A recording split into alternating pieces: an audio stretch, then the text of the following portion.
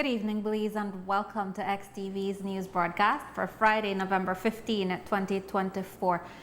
Making the headlines tonight, Tropical Storm Sarah expected to make landfall in southern Belize Sunday morning.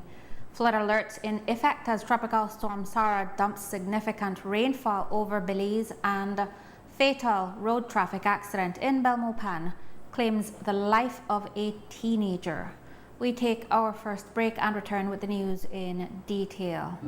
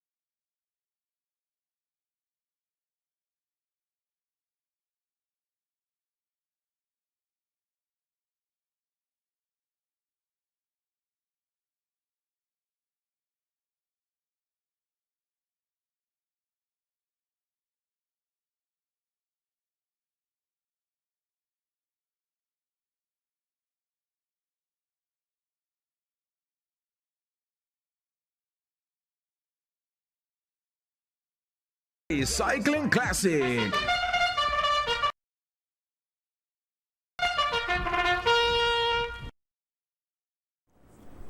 Welcome back. With your news, I am Marisol Amaya. According to information provided by the National Meteorological Service of Belize in its latest press briefing at 1:30 this afternoon, Tropical Storm Sara is expected to make landfall in Belize anywhere from Dangriga to Placencia between 3 a.m. and midday on Sunday.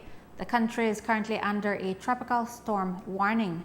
Winds at landfall are expected to be between 50 and 60 miles per hour, but there is the potential intensity can increase to the level of a weak Category 1 hurricane.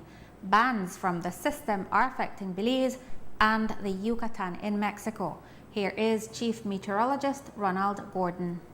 Showing the cone of uncertainty associated with Sara and showing that it covers from about southern Belize to just almost the full north of the country. So there is still some uncertainty on where the system will track, but the most probable track, which is at the center of the cone, is that the system goes and makes landfall somewhere between Dangriga and Placencia, based on this current forecast. Both of these models are indicating that the system will eventually will stall for the next 24 hours or meander pretty much where it is, and then begin to make a move to the west-northwest towards our shores later on Saturday, with a potential landfall on Sunday morning, late, could be before 6 a.m., between, I would say, 3 a.m. and midday on Sunday. It is still, give ourselves some leeway there now. Important to note is that both models show significant rainfall and outer bands from the system affecting the country from today. And we have observed winds gusting to near tropical storm force winds already in those bands. One of our stations out in the Keys recorded, I believe, about 32 to 35 knots, which is almost at the lower threshold of tropical storm force winds. And that is precisely why the country is currently under a tropical storm warning, because we expect to have sustained or even gusts and possible sustained winds of tropical storm force in these outer bands. There has also been a slight change regarding the intensity of the system at landfall in Belize. Given the fact that it's currently over or near land, and due to the interaction with the terrain of Honduras, we do not expect significant strengthening, at least for the next 24 hours. After the system emerge off the coast of Honduras, move away, it will have a short window of opportunity to intensify before reaching us. And based on that, the current forecast has it reaching our shores as a 60-mile-per-hour tropical storm. Again, we don't want to stick too much to exact figures, so we advise residents to expect at least 50 to 70 miles per hour, and potentially, as worst case scenario, a Category 1 hurricane of winds of 74 miles per hour. That's the worst case, and that's not in the forecast. But just to err on the side of caution, we would advise residents that that's a remote possibility that you should bear in mind. In terms of rainfall forecast, this is the 48 hours accumulation forecasted from 6 this morning until 6 on Sunday morning, indicating that we can still expect at least another up to about 10 inches of rainfall, mostly over the south, according to this model. From this system, again, I will caution, it's just a model. We saw what occurred yesterday in the San Ignacio, Santa Elena area, where we had significant rainfall. So it doesn't mean that these rains will occur precisely in this location. And that is the reason why we have an excessive rainfall warning for the entire coast of Belize at the moment. Western Belize from Benque through to Santa Elena received some 4 inches of rainfall in heavy downpour Thursday night. Here again is Chief Meteorologist Ronald Gordon with the 24-hour rainfall accumulation details since midday on Thursday. Western part of the country, where the flooding was reported last night, received the highest accumulation, with rainfall totaling up to about almost 4 inches. Bullet Tree Falls recorded 94.8 millimeter, 96.6 in Santa Elena. And most of this occurred during that time of the heavy rainfall, resulting in flash flooding in those areas. The rest of the country, has been getting rainfall as well, but not as high. We have about 1 to 2 inches over the northeastern parts of the country, including Belize City, Ladyville, and San Pedro. NEMO has informed that international travel will continue today, but operations may be impacted on Saturday. Here is National NEMO Coordinator Daniel Mendez with additional details. We are anticipating high rainfall and strong winds, and we are preparing for potential flooding in parts of the country. Points to note, as we have been indicating in the advisories, all interests, especially those in southern Belize, must pay close attention to this system and need to prepare the emergency plans now. Persons living in areas under flood warning must remain vigilant and be prepared to implement their emergency plans as necessary. We are asking the organizers of public events to postpone their events until all clear is given in the interest of public safety. We are also asking business owners to update their business continuity plans and be prepared to implement them. Business owners in affected areas are also being asked to ensure the safety of their employees. Also, considering that the road conditions are very slippery, we are asking all motorists to drive with extreme care to avoid accidents. Other things to note, we have received information that the PGIA will continue to function today as normal. Operations on Saturday may be impacted, so passengers are asked to expect delays. This will be reviewed tomorrow and will be updated as necessary, so please look out for a statement from the Department of Civil Aviation. Also, water taxis will continue to operate today. Operations will close at midday tomorrow. Also, please expect a note coming out from the Belize Port Authority. Ports also will operate as normal today, but these will also cease at midday tomorrow. Again, listen out for a statement from the Belize Port Authority. An update on bus operations will be sent out later today. Our weather is expected to improve on Monday and Tuesday after the system has moved west of our area. This evening, the Belize Port Authority confirmed that all water taxi services are to cease operations at midday Saturday, and all seaports in the affected areas are to close by 2 p.m. on Saturday. The next NEMO press conference is scheduled for Saturday at 10 a.m. Meanwhile, the effects of Tropical Storm Sara began impacting Belize from Thursday, and as we shared in our previous story, the West was particularly impacted last night. Principal hydrologist Tenille Hendy explained what occurred in the case of the flash flooding there. Earlier this week, there was about 14 inches of rainfall that was received in the Amaya Mountains in 2 different spurts. I can't recall it exactly, but that was received overnight. And then we received additional rainfall between yesterday morning and this morning. So what you're seeing is an accumulation of these floodwaters making their ways down these streams.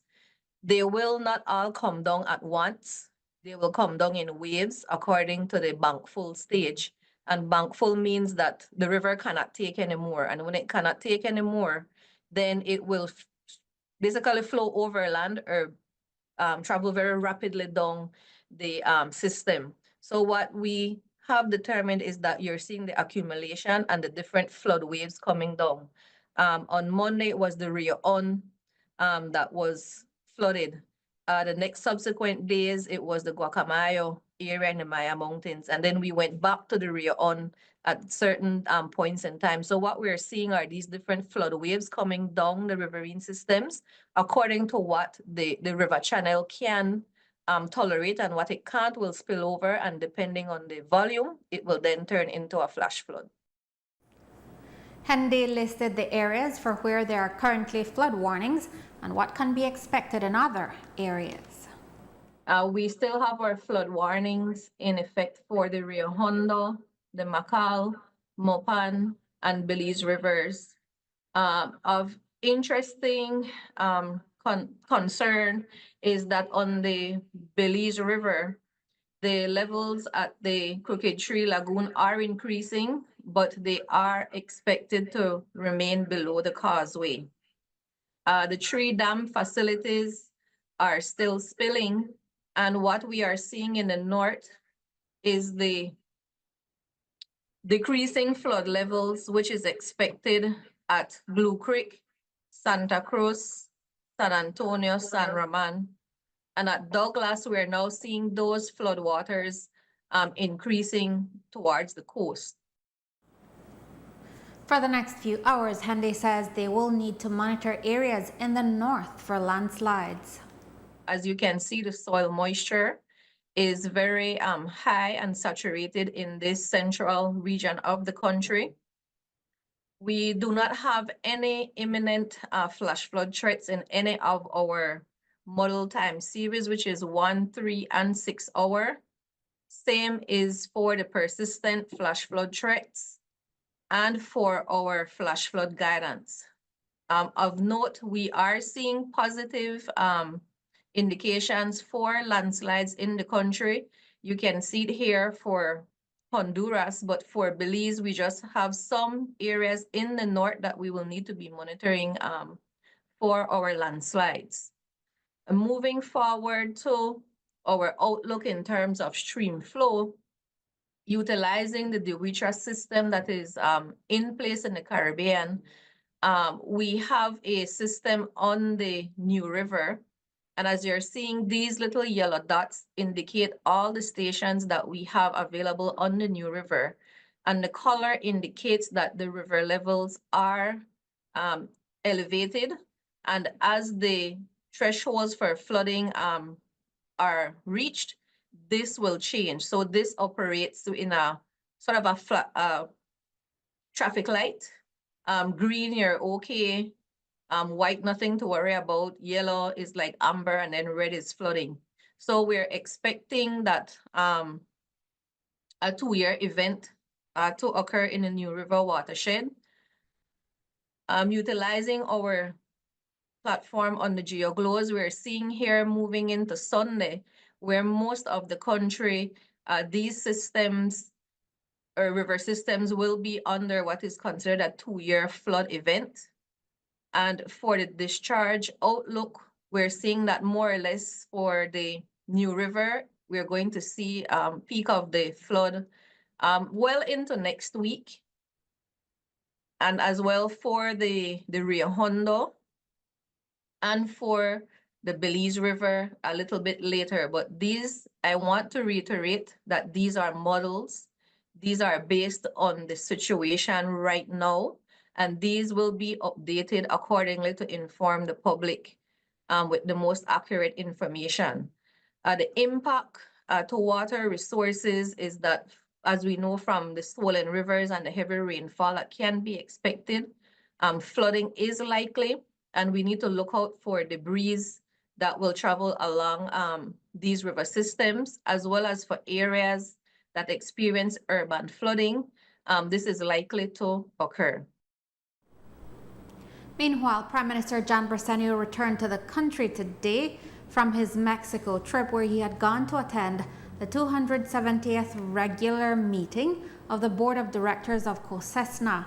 He had departed Wednesday and was not expected back until Sunday. However, due to the developing weather situation, he cut his official visit short and has since produced a recorded statement that is on Tropical Storm Sara. After the break, Ministry of Infrastructure Development working to help alleviate flood conditions in Cayo. Stay with us.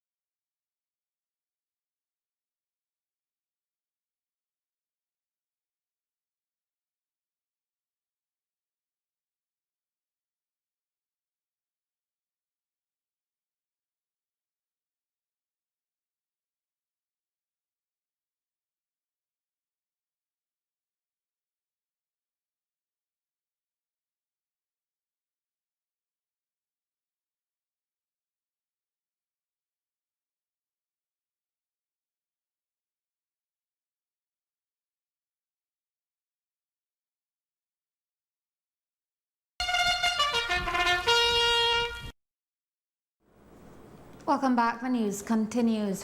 Northern Honduras is taking a pounding from Tropical Storm Sara as the tropical weather system pours over 20 inches of rainfall over the Central American nation.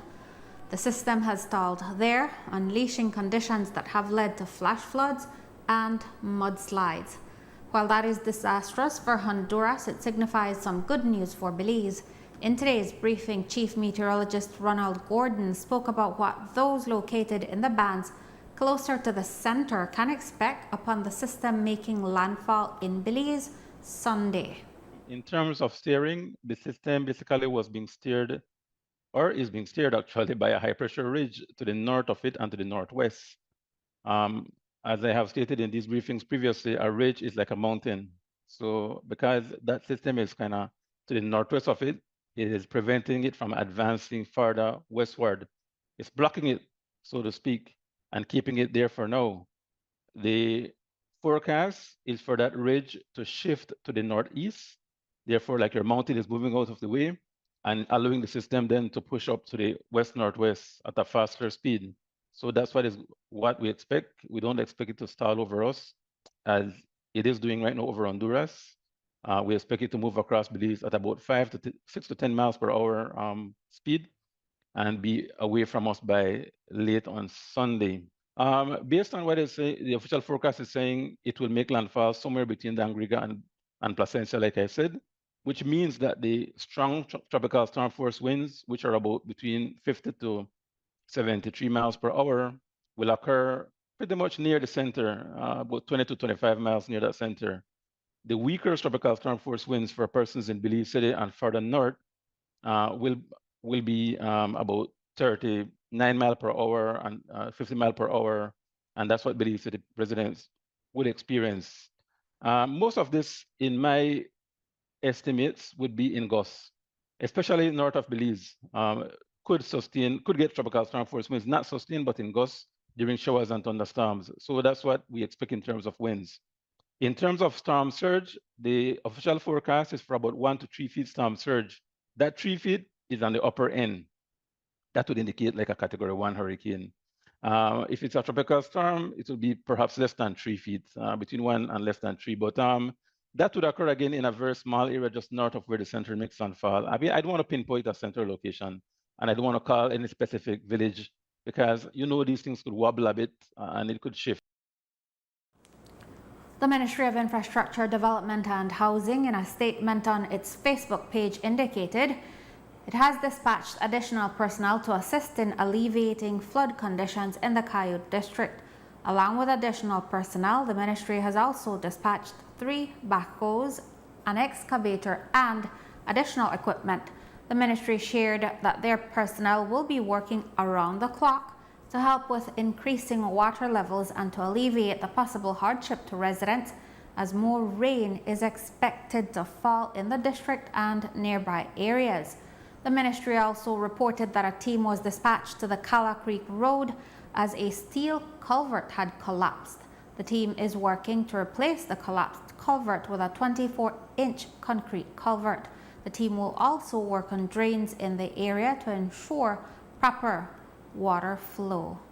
Meanwhile, the Institute of Archaeology under the National Institute of Culture and History has announced the closure as of tomorrow of 11 archaeological reserves due to the approaching tropical storm. The Institute will announce on its social media pages when the sites will reopen. At around 3 on Thursday afternoon in Belmopan, 19-year-old delivery man Carlos Romero tragically lost his life in yet another fatal road traffic accident involving a motorcycle. Loame Gomez, the driver of a Ford 10-wheeler truck, told police that he was at the intersection of St. Jude and St. Peter Streets in the Maya Mopan area when he heard a loud bang. Gomez said he then stopped his truck and went to investigate and said that's when he realized a red motorcycle was lodged under the rear right wheel of his truck and a young man was also trapped. Gomez said he and an off-duty police officer helped to free Romero and medical personnel were called. He was pronounced dead after 6 Thursday evening. Jorge Luis Romero, father of Carla, said he was told his son only suffered minor injuries. He said even when the family arrived at the hospital, it was still the general consensus until his son took a turn for the worst and passed away. He said the driver, Gomez, had admitted fault to a family member. My daughter, husband, was there and he told me, he's okay. He's okay.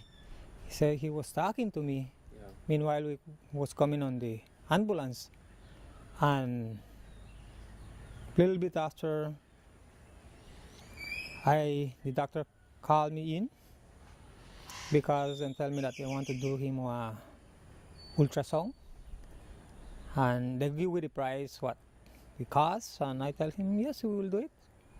They was preparing him at that time to take him to the lab.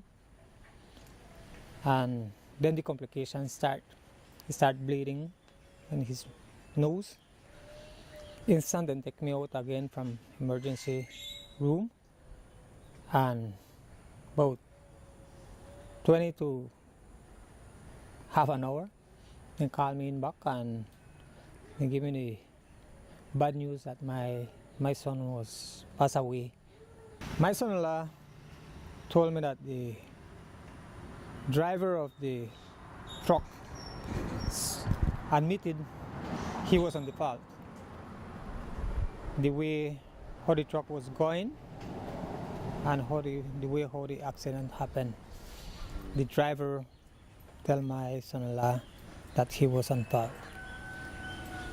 And what my son-in-law tell me as well, that the truck never stopped, like continues, and they stop him. After the break, a man has been charged with aggravated assault of a police officer. Stay tuned.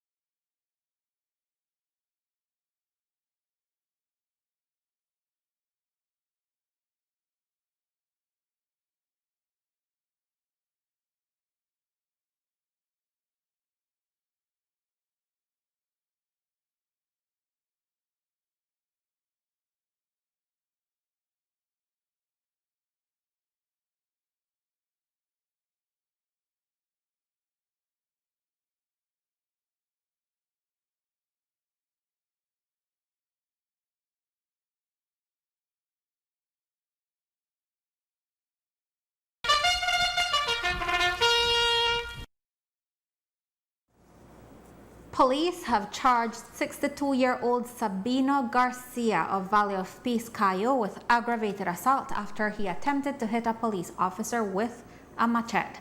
Sergeant of Police Ronnie Magania reported that on Wednesday around 5 p.m., he was riding on his motorcycle in Valley of Peace when he saw Garcia.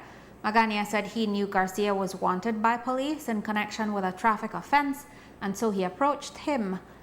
The officer then responded by firing a single warning shot into the air. Garcia was charged on Thursday. As you may have heard, the Miss Universe 2024 preliminary competition was held last night in Mexico City. The preliminary competition is essentially when the delegates perform in swimsuit, evening gown, and national costume. Prelims night is highly anticipated, as it is the first time, and for many, the only time the delegates will get to be on stage and in the spotlight. For fans, this is also their first chance to see many of the 129 delegates perform. The prelims began with the national costume competition, and as Miss Universe Belize Halima Hoy walked onto the stage in her Maya Dare Dance national costume Shuangkil, the crowd cheered loudly. Miss Universe Belize National Director Destiny Arnold told Creme News XTV that there were 3 crowds of Belizeans around the arena.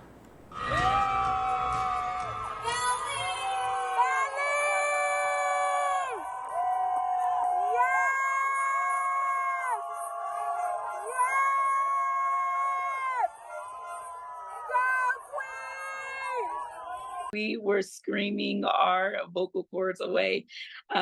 We actually had fans in about 3 different locations of the arena, so you were able to hear the Belizean screams coming from all fronts in that stadium. And I remember when she came to the side of the stage that we were on, and she pointed to us, and it was just such a sweet moment and memorable for her acknowledging, you know, our support in the crowd. And we're just excited to do it again tomorrow night. I am excited. I know that she has the country excited. Everyone is pleased with her costume performance and seeing the beautiful reveal of the gown. I am just super excited to hopefully hear Belize's name called tomorrow night and to see her rock that final stage as well. During the evening gown competition, Halima's final gown was finally revealed. Her pink hand-beaded gown, designed by Belizean fashion designer Cesar Funes, paid homage to the black orchid, Belize's national flower. Arnold spoke more on the dress and the changed format for the evening gown competition. The delegates did not get to model their gown down the runway, as is the norm. So we thought that black orchid was just the theme of the year. And it just so happens that Halima's favorite color is pink. It actually took us about 3 rounds of sketching evening gowns out and sharing the different concepts and ideas. It was definitely a collaborative effort, while still not trying to take away from the creative process from Cesar. But it was definitely a collaborative creation, and Cesar executed it beautifully, more than I could have ever asked for. So I'm very pleased with it. I knew beforehand that it was going to be 6 contestants at a time. It went from us not knowing if there was going to be an evening gown preliminary competition in general to them ending up including it and 6 girls at a time.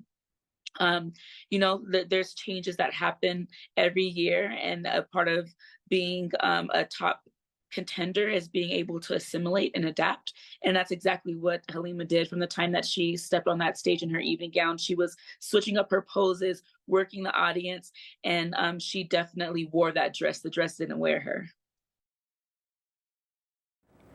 Arnold said Halima is feeling good following the prelims and that the team is feeling confident. Arnold also thanked Belizeans for their support. She can't believe it's over. She's feeling good. I, of course, as the director, have to analyze everything that occurred last night, and make sure that I go over some things that she can improve upon, so that once she is called in the top 30, God willing, she can execute those changes and get us that crown. So beforehand, it's not really my job to analyze the other contestants because my focus and my energy is always on my queen. And that was the same way. I was the same way when I was a competitor. I didn't worry about my competition. I was my competition, and that's how I treat Halima. After seeing the competition last night, I am confident that Halima gave a stellar performance, and we are a top contender. And I'm just praying and hoping that the selection committee also recognize that fact as well. So as I have said time and time again, your support means the world to us. And it's not just Halima on that stage, Belize is on that stage. And if we don't support our own country, how can we expect the universe to? I believe in manifestation. I believe in speaking things into existence. We have to continue to speak life. Not to pay attention to any negativity, and believe in our queen, because I believe in her. And as long as it's God's will, nothing can stop her. Meanwhile, Arthur Hoy Jr. today told Creme News XTV that when his wife, Halima Hoy, decided she wanted to enter the Miss Universe Belize competition, it was a matter they both discussed, as they both support each other. Since the decision was made, it has been a whirlwind experience, from preparing for the national pageant, winning that crown, and now all that has come with being at the Miss Universe pageant.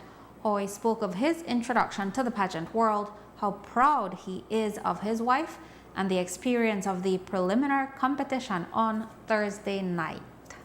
You know, and this pageant world, I have never been in it before. You know, I used to watch the Miss Universe on TV, but I've never expected to see myself in the arena there at a Miss Universe pageant, and not moreover cheering on my wife, you know, representing the country of Belize on stage.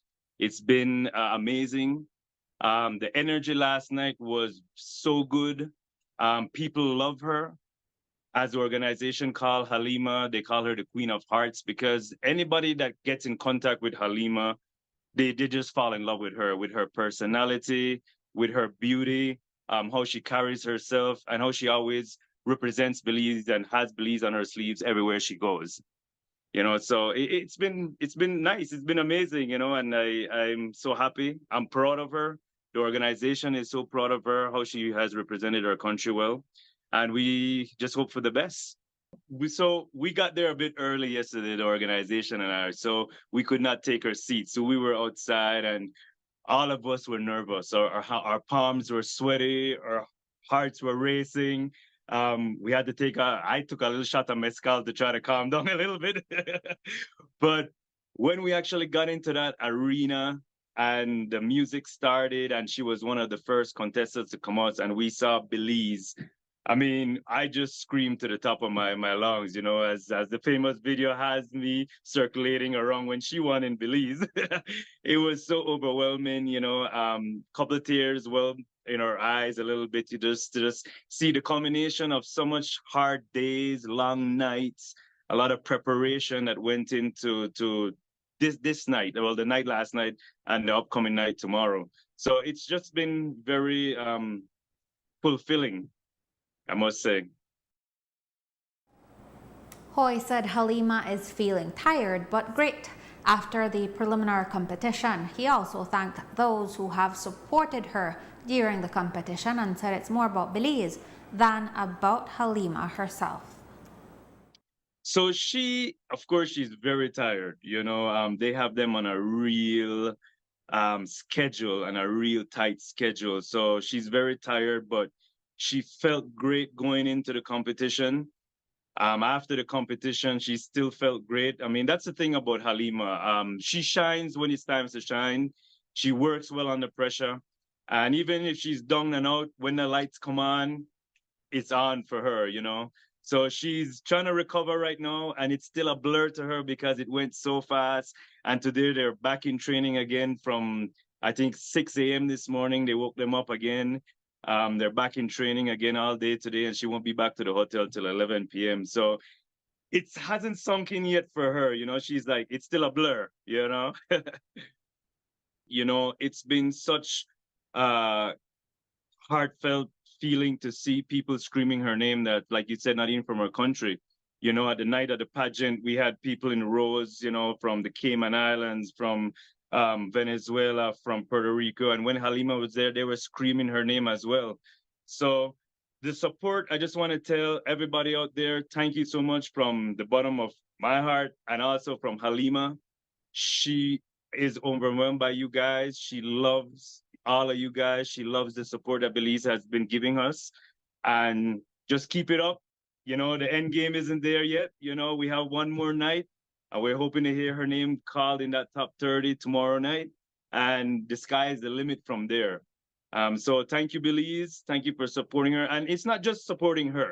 The country of Belize is supporting Belize. And that's kind of what I wanted to kind of express, that it's not about Halima. It's about Belize. And that's what Halima always has mentioned in her stories and when she talks to people. I'm representing my country that I love.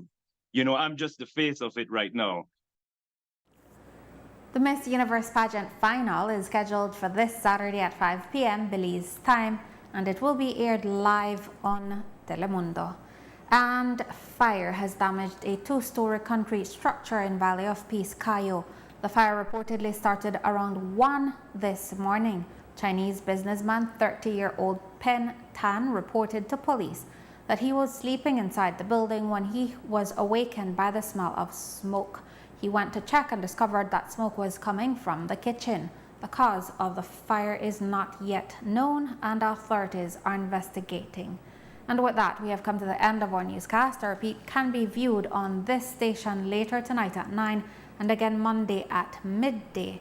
Join us again Monday for another news broadcast. I am Marisol. Amaya. Have a safe and enjoyable weekend.